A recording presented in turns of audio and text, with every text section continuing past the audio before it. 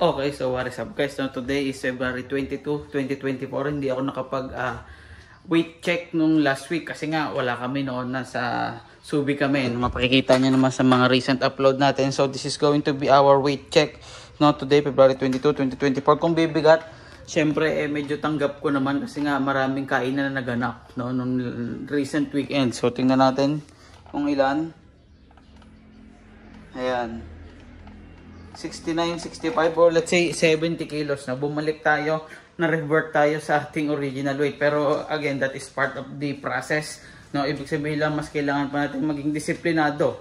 No, pero syempre, hindi naman natin naalisin na kailangan din nating mag-enjoy. So, pag oras na enjoy, we can enjoy, no? Syempre, madali nang bumalik sa habit natin na no rice and intermittent fasting. So, yung workout consistent pa rin ako during work days.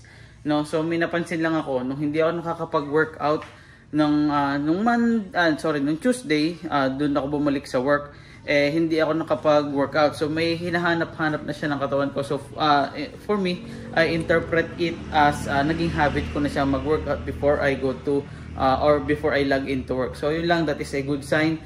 Siguro meron pa tayong isang weight check bago matapos ang February, which is going to be in the next or sa last day ng week. So siguro February 27 or 28, maalin doon. So wag paalala nyo sa akin, no? So yun lang, tingnan natin kung ano maging progress natin ng February. Let's go.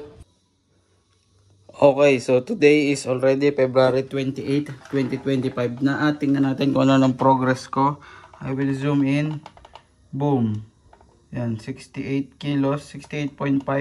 Kasi makapal itong aking jogging pants at saka yung t-shirt ko. So, let's say 68.5. No? So, napababa natin yung ating timbang mula sa 17 nung tayo ay nagsubik. No? So, very good tayo doon. At syempre, ipagpapatuloy natin to hanggang sa akin mag-birthday. Target natin is at least 60 kilos. No? So, may hit ko ba? Tingnan natin. Siguro around March, pwede na nating simulan yung ating pag-jogging sa labas to add, no, para makapagpabawas ng ating timbang. So yun lang everyone, huwag niyong kalimutan mag-like, comment, subscribe hanggang sa susunod na episode itong ating weight loss journey. Yun lang, mag-comment kayo dyan kung anong pwede niyo i-suggest sa akin. Let's go!